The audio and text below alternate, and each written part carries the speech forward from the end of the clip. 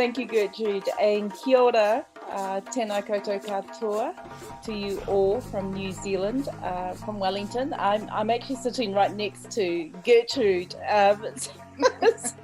so we're doing high tech and low tech this morning. But it's such an honour and a privilege, and to be here amongst you all. I want to start with an invocation or a prayer for you, and I will also tell you a little bit about where that comes from. And it involves the work that I'm leading at the moment, and it's been formed into a charitable trust.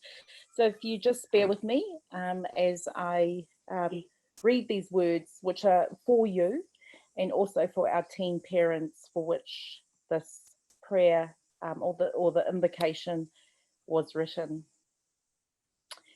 E te atua, you have created women to carry life within ourselves and life to care for others. This is your sacred gift to the sisterhood of women. We hold this gift with reverence, acknowledging the beauty and uniqueness of ourselves and each other.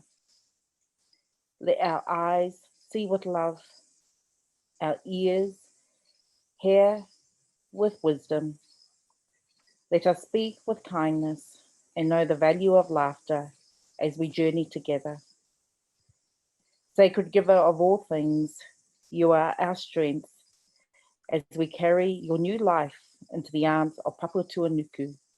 Amen, amen, amen.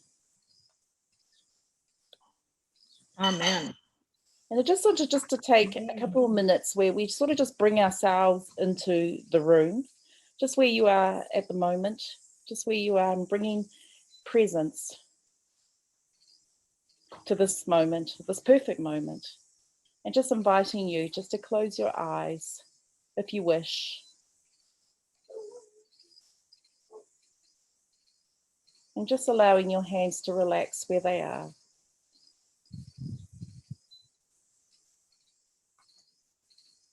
Feeling the weight of your body in your seat.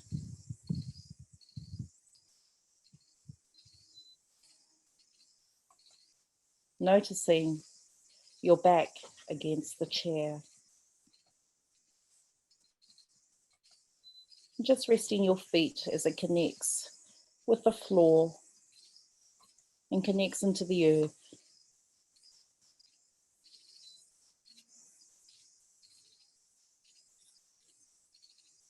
And just bringing presence and inviting love and inviting harmony into this moment. And just trusting and believing you are here for a purpose, for whatever that purpose is.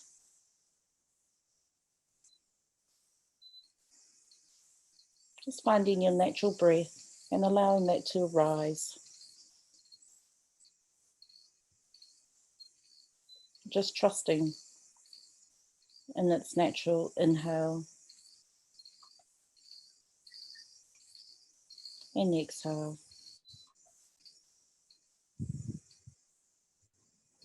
Allowing the thoughts just pass.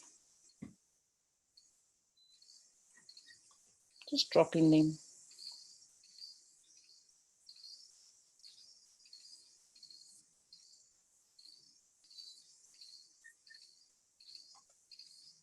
Noticing the sounds that are around.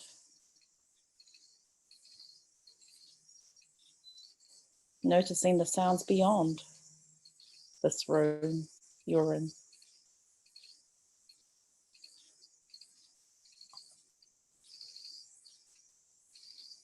And just sitting in the silence in between those sounds if you can.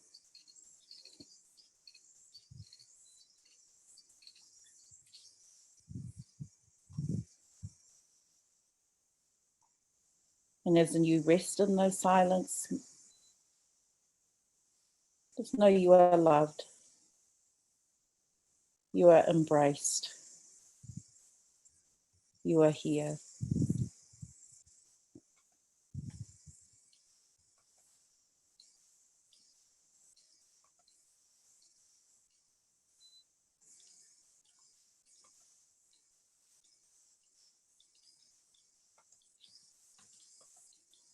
And just bringing your eyes to open slowly. And as you do so, just taking note of the pictures, of other images in this room. And just coming from a place of appreciation.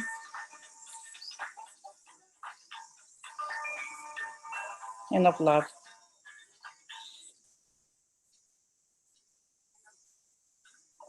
Okay. Hello, everybody. That opening is an opening that I start with when I hold our in-person circles, and the circles that I hold are with women, and they are aimed towards decision makers, so women decision makers. And it was Gertrude that was we invite speakers to that circle, and Gertrude was our speaker just last month. And this is how we open in our circle of women, and there tends to be about 20 or 30 of those women who are in that circle. And most times we invite a speaker, and that speaker tends to, or we select them very carefully because they also align with our goals, our aims of that circle. And the aims of that circle is really about building cultural, intelligent community. It's about breaking down stigma. It's about building diverse and inclusive communities. So Gertrude, being our guest speaker last month, was a perfect fit, and she brought a real warmth, and she brought reality, and also real excitement and dynamicism.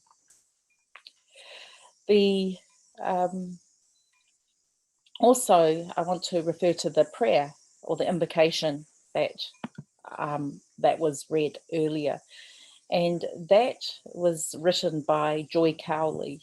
Now, for those who might not know who Joy Cowley is, so she's Dame. She's been initiated as a Dame, Dame Joy Cowley. She is the patron of a trust a charitable trust that I founded last year, and she's written this prayer. And she's an author. She's an international acclaimed author of children's books, and she's written this prayer, and it's also translated into Te Reo, into Māori, which is our Indigenous language here in New Zealand. So when we open with lots of events, and we have native speakers in the audience as well, they are often invited to also to recite the Māori version as well. So Joy Cowley is our patron, and that is another arm to the circle that I talked about. So the circle of women who are decision makers, they are also mentors of our teen parents. So we have a teen parent unit in where I live, in a small town called Masterton, which is in the beautiful region of Wairarapa, and it's about an hour and a half from here where I'm sitting with Gertrude. And there we mentor, so our women in that circle, they mentor our teen parents. And it's the teen parent mentoring program which has the trust around it, and that's where this prayer has come from. I guess the opening, it's that first impression, isn't it, that really does it matters a lot. So often if you are in New Zealand, especially in government settings or in social services settings, in health settings, and in New Zealand, and if you're not familiar with how we do things here, often we are opening in this way. We're opening with a prayer or an invocation and a real settling of the room.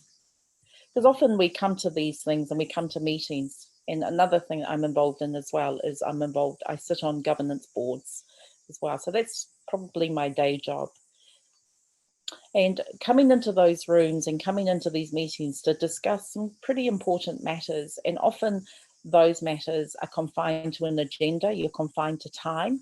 And so the contribution that women must make to those meetings has to really be on point, and it has to be relevant. And often when I'm coaching women, especially around boards and about team meetings, I say to them, just think of one or two things that you want to achieve in that meeting, one or two things.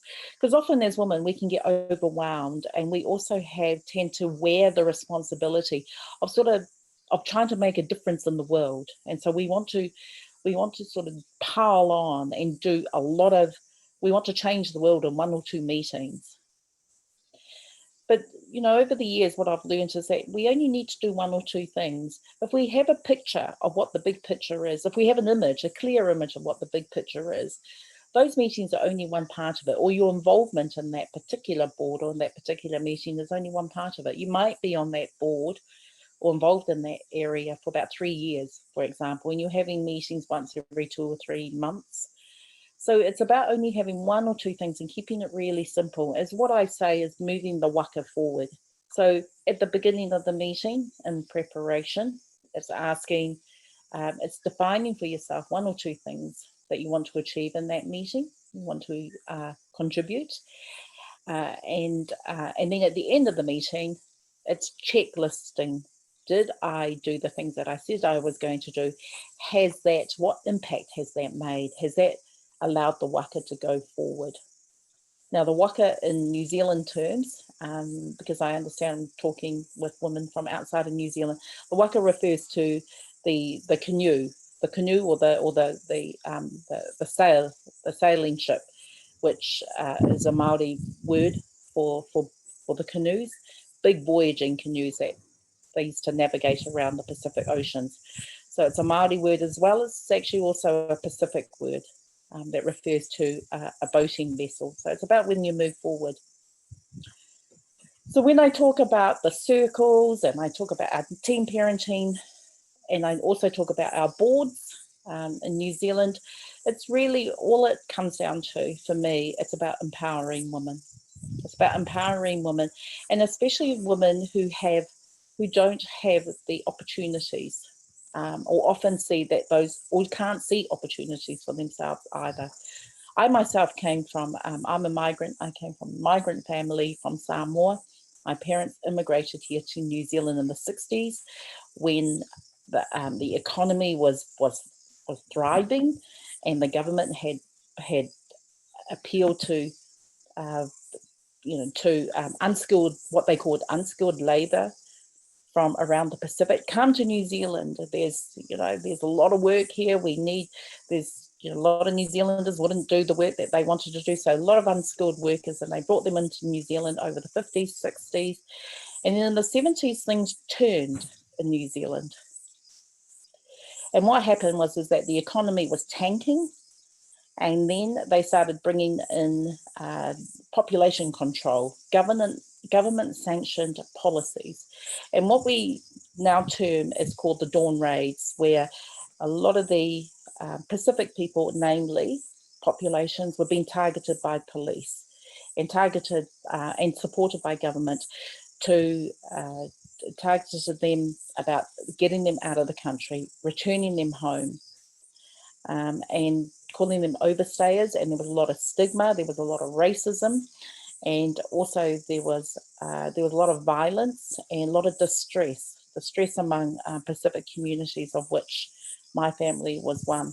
So that was in the 70s. So New Zealand has doesn't have a very proud history when it comes to Pacific people in that regard. And that is still, so that wasn't long ago. So that is still in our very recent past. And so why I say that is that, why did I go there? I'm going to go there just to give you a bit of a history about where we come from, but also the sort of the struggles that our parents have had to educate us, which is why they came here, and also to for a better history. For a better future, I should say. The farms and the villages that our parents left in Samoa, was really subsistent farming. And so the opportunity to come to New Zealand was great. So I always say that I'm a child of the migration. I was born here in New Zealand, so I was the first of my parents' children to be born here in New Zealand. We had 3 siblings born in Samoa, came over with my parents, and then I was born here. So I'm actually sitting in my birthplace, which is in Wellington. And I think, so I call myself as a child of the migration, and there's a whole generation of us. There's about, I'm guessing, I'm off the top of my head, we make up about, I think it's about 13% of New Zealand population, which is just hitting 5 million. Hello, Dr. BC. And Hi, it's Ruth from Herstory. Oh, yeah. And so what was I saying? So we came to New Zealand, and then so I say that I'm a child of the migration, and you often will, and that's quite a sort of a lot of us talk about ourselves, describe ourselves as the migration, and the migration I'm talking about is the Pacific migration to New Zealand. A lot actually have come from the around the islands in the Pacific, come to New Zealand, and then they've moved on to other places like to Hawaii. There's a big population of Pacific people in LA. And also over to Australia. And so with the child migration, it gives us massive opportunity to live in New Zealand, which is a beautiful land, also to live in diverse country like we have, and also to be educated. And also we have a real good social system here, social security system here, which enables people to not live as well as what we probably could do. There's a lot of work there to do for the government, but it does give opportunity that we've made the most of. So there is a responsibility for us as well as children of migration to do well by our parents who have made massive and big sacrifices to come here. And so really my sense of community comes from my parents. My parents were born in, where they came here, they were moved to Porirua. Porirua is not far from here. And it's a place that was where a lot of the poor working families went to, and it sort of almost became ghettoized, sadly. But from those struggles of streets and community, has really come some amazing people from and have made it really well in New Zealand, and has succeeded. So what else do I want to say? So really my sense of community have come from my parents, and that's where I sort of grew up with always that sense of that we represent our parents' sacrifice, we represent our parents' dreams. And I think that that's probably what motivates me as well, is that in many ways I actually saw a lot of our women, namely my mother and my aunties who was around us at the time, and also our church. We came from a really big church, and a lot of the women there I found that were really struggling, and or were putting their own sort of lives on hold in order to serve the family and then serve the church. Just tell me when I'm finished. And so I'd seen my mother's own dreams, I think, stored in order to serve her family and also to serve her parents who were here. And she, and it was really her that has motivated me, has been my inspiration. So I always say that her dream was left in her pocket. She wanted us to do ballet. We never did ballet. She always wanted to. She was a very enterprising woman. She didn't go into business. She was looking after 7 children. In fact, she was also cleaning. She was. I would wake up. I'd woke up one time at midnight and was sat next to her on her bed as she was getting ready to go to clean in Wellington. And she would come back at 7 o'clock in the morning and not work. And then get us ready to go to school. And often she never she never slept during the day.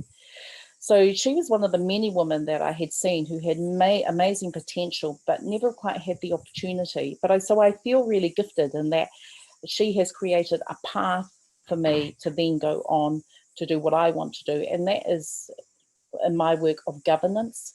I studied law. I am a qualified lawyer. I went on to do this and have now gone on to found this teen parent mentoring program, where it's the women decision makers, bringing those women together with these teen parents so that those teen parents as well can fulfill their dreams and not have their dreams in their pockets. So where we go to from here, I'm really looking forward to the opportunity. This talk, sorry, was sort of prepared. It wasn't even prepared. It sort of just came from the heart. So I hope it was clear enough to follow and not too broad. But anyway, take the message that you get from me, and I send you love and send you aroha from Aotearoa, New Zealand. Kia ora.